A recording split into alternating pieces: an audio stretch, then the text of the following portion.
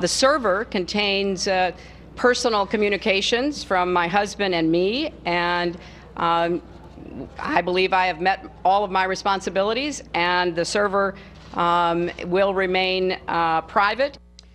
Now, you say your committee can't subpoena personal property. They can documents, papers, but not personal property like a server.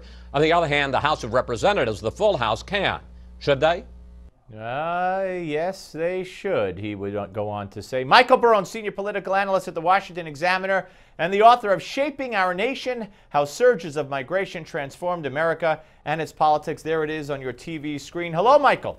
Hey, Steve. How you doing? I'm good. Thanks for doing this. She believes she has met all her responsibilities. You got to listen to every single syllable. So you wrote a great piece at National Review and asking the question, if not Hillary, who?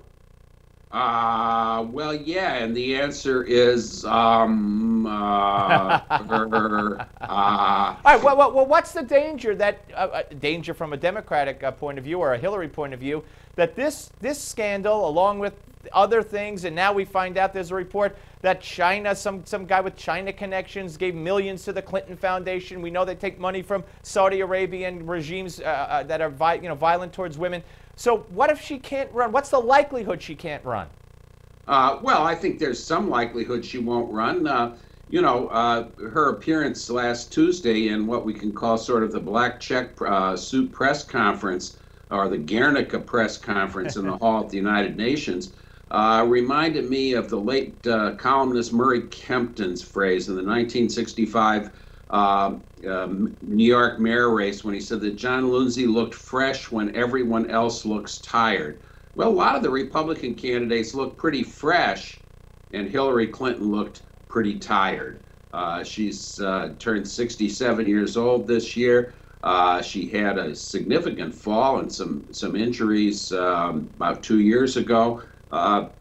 She certainly didn't appear to be on top of her game, and of course, I believe that I have fulfilled all the requirements. Did she sign an OF 109 form, which is required? Michael, they won't tell us. Megyn Kelly, to her credit, has been after that for days. I'm looking to see tonight whether or not they've told her, because they won't tell her.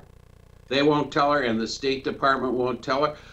The laws and/or regulations require everyone leaving government service to have that form, including presidential appointees, which of course Hillary Clinton was. Now, she may think she's high and mighty and above all the ordinary rules, but I think she's got a problem there. If she signed that and falsely averred that she had turned over all materials, which she admits now that she most certainly has not done, that's a violation of Section 1001 of Title 18 of the U.S. Code, which is a criminal statute for providing false information of the government. If she didn't sign that form, the good question is, why not when it's required by law? So, wow, the way you read that statute, you sounded like a very schooled attorney there. Wow, very impressive. Well, I'm a graduate of the Yale Law School, which I like to say is the next best thing to no law school at all. But, Michael, okay, so in your piece, you cite Joe Biden. You talked about Hillary looking tired and her age. Joe Biden, 72. Bernie Sanders, 73. Jerry Brown, 76, who turns 78 in 016. Andrew Cuomo lives with a woman, not his wife, as you put it. Not a problem in New York, but not good for a national candidate. What about, talk about Elizabeth Warren. I mean, is she? Well, Elizabeth Warren has captured a lot of imagination on the left in the Democratic Party, and that's where the energy and enthusiasm is. It's part of what I've called a new political science law, although some political scientists may have anticipated me, which is that in the second term of a president's tenure in office, his party's wingers get restless, right-wingers in the Republican Party and now left-wingers in the Democratic Party.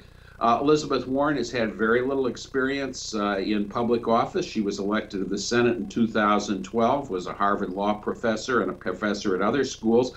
At some point when she was seeking positions in allegedly more prestigious law schools, she said that she was of American Indian descent. Yeah, I know.